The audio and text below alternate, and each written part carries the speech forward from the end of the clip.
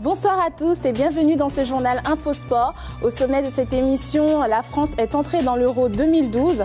Comment les supporters vivent-ils l'événement? L'équipe Infosport était au stade Charletti pour suivre la retransmission du match France-Angleterre. C'est peut-être une nouvelle tendance. Sport de rue, le bac polo rassemble la pratique de la bicyclette et du polo. Découvrons un sport urbain méconnu en France. Joie ou déception au stade Charletti, sponsor de l'Euro 2012, l'entreprise automobile Kia et la radio RMC ont invité les supporters à regarder en direct le match France-Angleterre sur écran géant. Un reportage de Baptiste Marier, Kevin Ricoul et Edge Marguerite. L'Euro 2012 a bel et bien commencé pour l'équipe de France de football. Au stade Charletti, les supporters sont venus en nombre ce lundi 11 juin pour encourager leur équipe fétiche. Au programme de cette fin d'après-midi, animation et écran géant. On va supporter la France, même si c'est de loin, c'est pas grave, les carriers. L'année dernière, au dernier Euro et la Coupe du Monde, il y a eu des événements, on était là. C'était bien, une bonne ambiance. Il y a moins de monde cette année. Malgré des conditions météo défavorables, 200 fidèles ont toutefois répondu présents à ce grand rendez-vous.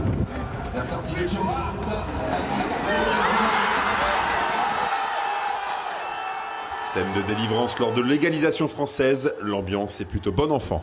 On va voir comment ça va terminer. Samir Nasri, je suis amoureux de toi.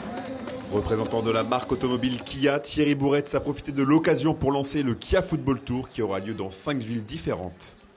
Kia est sponsor de l'UEFA, Kia est sponsor de l'Euro 2012 et on cherchait un moyen de mieux faire connaître la marque, de présenter nos voitures dans une ambiance, on va dire, ludique, dans une ambiance festive, dans une ambiance de plaisir, associée au football. Vous savez, je crois que l'équipe de France est une marque, c'est du sport, mais c'est aussi une marque.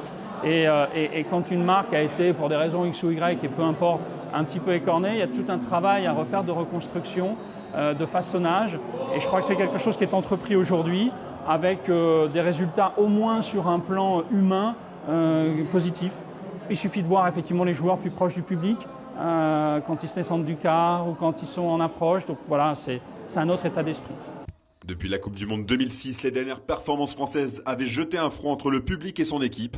L'arrivée de Laurent Blanc a depuis changé la donne.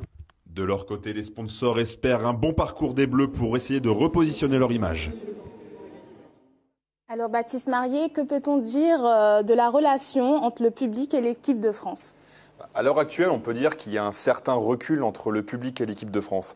Il faut savoir que l'équipe de France sort de 6 années avec l'ex-sélectionneur qui s'appelait Raymond Domenech, où il y a eu une coupure entre les médias et l'équipe professionnelle. Donc les gens se sont détachés petit à petit du football. D'autre part, il y a un aspect qui fait que les joueurs actuels au football et le public, il y a un certain retrait. Le public reproche aux joueurs actuels, surtout en France, que les joueurs sont beaucoup trop payés. Il y a un problème de salaire et d'économie. En ces temps de crise, il y a une certaine contradiction, un certain parallèle. Et ce que je vous dirais troisièmement, c'est qu'il y a aussi un contexte de performance. C'est que dans tous les cas, les Français se réfèrent à des sportifs qui ont fait des performances. Et dans l'actualité, dans le sport collectif aujourd'hui, je pense plus aux handballeurs qui sont depuis 6 ans maîtres de la discipline. Et donc il y a une meilleure admiration là-dessus. Ou alors pour les rugbyman qui ont fait une finale de Coupe du Monde en 2011, excusez-moi. Et donc c'est, je pense, ce qui explique ce problème. Et je pense qu'il y a encore un problème au niveau de l'image de cette équipe. Mais pourtant, l'intronisation de Laurent Blanc en juillet 2010 a poussé à changer l'image de l'équipe de France, non ? Même si les résultats de Laurent Blanc sont très favorables, il est arrivé en 2010, en juillet 2010, comme vous le dites. Il a avec lui une génération de jeunes joueurs qui est très talentueuse et très prometteuse. Malheureusement, je pense que cette équipe fait des résultats dans les matchs amicaux et les supporters veulent avant tout des résultats dans les compétitions officielles. Il y a des grands joueurs, on a besoin de se rassurer dans cette équipe, il faut des performances. Il faut rappeler aussi en 2010, il y a eu des frasques, notamment avec l'affaire Zaya, il y a eu l'affaire du bus. Donc il faut attendre un petit peu, je pense qu'il faut être encore un peu patient, mais j'ai bon espoir. Et donc qu'est-ce qui peut à nouveau fédérer le public et l'équipe ? À mon avis, je pense que ça va être le match de ce soir qui est contre l'Ukraine, qui est le pays organisateur de l'Euro 2012, un des pays co-organisateurs avec la Pologne. Donc c'est un match qui sera capital parce que la France, c'est un match à double tranchant, parce qu'une victoire de l'équipe de France les assurerait totalement, je dirais, d'une qualification en quart de finale. En revanche, une défaite, une contre-performance serait très mal vue et condamnerait pratiquement la France. Ou alors elle ne serait pas maître de son destin, et je pense qu'une défaite ou une déroute provoquerait une nouvelle cassure entre l'équipe de France et le public, sachant que Laurent Blanc fait de son mieux pour essayer de rebâtir un relationnel entre les joueurs et l'équipe. Baptiste Marié, merci d'être intervenu. Le vélo et le polo sont connus, mais leur association l'est moins. Combinant la technique et l'adresse sur une bicyclette, le bike polo, sport méconnu en France, pourrait devenir la nouvelle activité sportive en vogue. 3 fois par semaine, les membres de l'association Paris Bike Polo s'entraînent pour des compétitions dites underground. Un reportage de Kevin Ricoul, Edge Marguerite et Baptiste Marié. Paris, 20e arrondissement, Stade d'Avoue. Cette dizaine de sportifs fait un drôle d'usage de la bicyclette. Les joueurs de Paris Bike Polo sont ici pour approfondir les bases de jeu. Explication des règles avec Vincent. Donc 2 équipes de 3. Il y a 2 go. Il y a interdiction de poser le pied à terre, c'est-à-dire qu'à partir du moment où il y a un joueur qui pose le pied à terre, il doit aller taper au milieu du terrain pour montrer qu'il a fait une faute. Les contacts autorisés sont ceux qui ne sont pas mixtes, c'est-à-dire qu'avec un maillet, on va avoir le droit de taper dans le maillet de l'autre joueur, mais pas avoir le droit de taper dans son corps. On peut donner des coups d'épaule, mais seulement sur l'épaule. De la même manière, le vélo ne doit toucher que l'autre vélo. À partir du moment où il y a un vélo qui touche l'épaule de quelqu'un, ça commence à être dangereux et du coup, là, c'est pas quelque chose qui est permis. Arrivé tout droit des États-Unis au début des années 2000, il fait de plus en plus d'adeptes en France. René fait partie de ces 300 passionnés que même la pluie du jour ne l'empêche pas de pratiquer. Le bike polo est né aux États-Unis. En fait, c'était les coursiers à vélo américains, je crois du côté de New York, qui sont amusés un week-end avec une balle et un maillet à taper un peu la balle au polo. Enfin, c'est devenu du polo en fait. Et du coup, ça s'est un peu répandu aux États-Unis et de fil en aiguille, ça a atteint l'Europe. Je crois que ça a commencé par l'Angleterre. Et nous, à Paris, justement, c'est un joueur qui s'appelle Yorgo. On l'appelle l'ambassadeur, parce que c'est un peu lui qui a ramené le polo à Paris. Il venait de Londres et il jouait là-bas déjà. Il est arrivé à Paris, on est tous un peu du milieu du vélo, quoi. Et du coup, on se retrouvait pour rouler un peu ensemble, tout ça. Et Yorgo nous a parlé du polo, on a essayé, ça nous a bien fait marrer. Aller voir s'amuser de la sorte et dans une panoplie plutôt insolite, nous nous demandons à quoi servent tous ces équipements. Est-ce un sport dangereux? Henri nous apporte son expérience. Évidemment un vélo. Après on joue avec des maillets, donc c'est souvent tube d'aluminium. Au départ on prenait pas mal de bâtons de ski. Après ce qui est pas mal c'est de se protéger quand même parce que ça peut être un peu violent, donc casque, obligatoire en tournoi. Après, nous, on met souvent aussi des gants parce que les mains peuvent prendre aussi. Genouillère, jambière, ça c'est pas obligatoire. Pour se révéler aux yeux du grand public, c'est aux Invalides que l'équipe se réunit chaque samedi. Un univers urbain pour un sport de rue avant tout. Une curiosité qui ne manque pas d'attirer Céline, venue se balader dans le quartier. C'est nouveau, on ne connaît pas, donc forcément ça nous attire.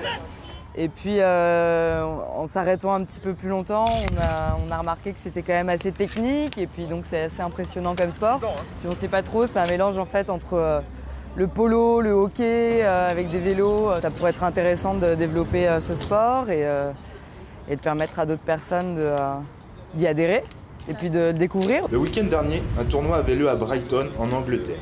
L'équipe de Paris Bike Polo l'a remporté. De bon augure pour le développement de la discipline en France. Kevin Ricoul, quel est le niveau du bike polo en France? Eh bien, la France est le bon élève de la discipline.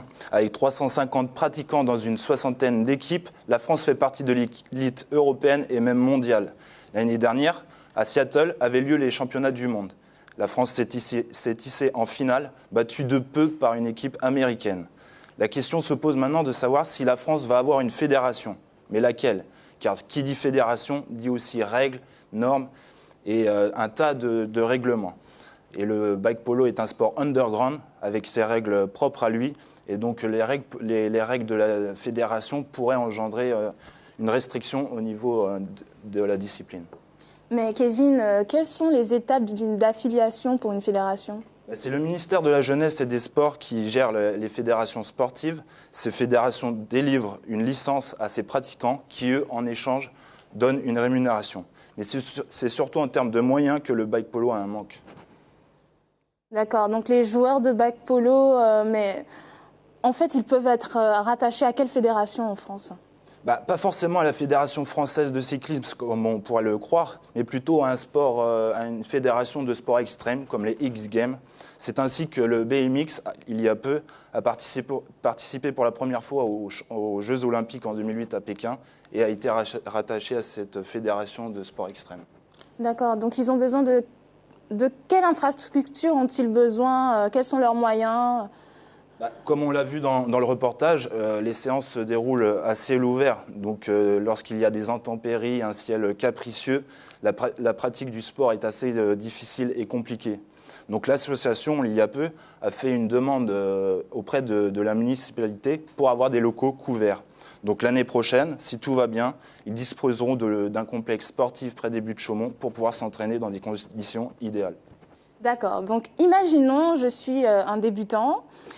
Et je suis à Paris, j'habite à Paris, et j'ai envie de pratiquer du bike polo, ça m'intéresse, mais vers qui je peux me tourner pour... Vous-même, vous pouvez très bien faire du bike polo. Il suffit d'une seule condition, c'est de savoir faire du vélo.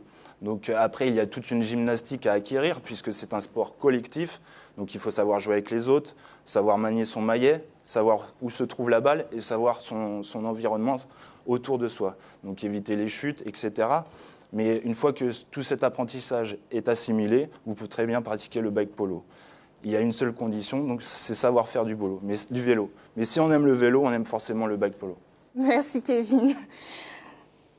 Nous vous remercions d'avoir suivi notre émission et à bientôt.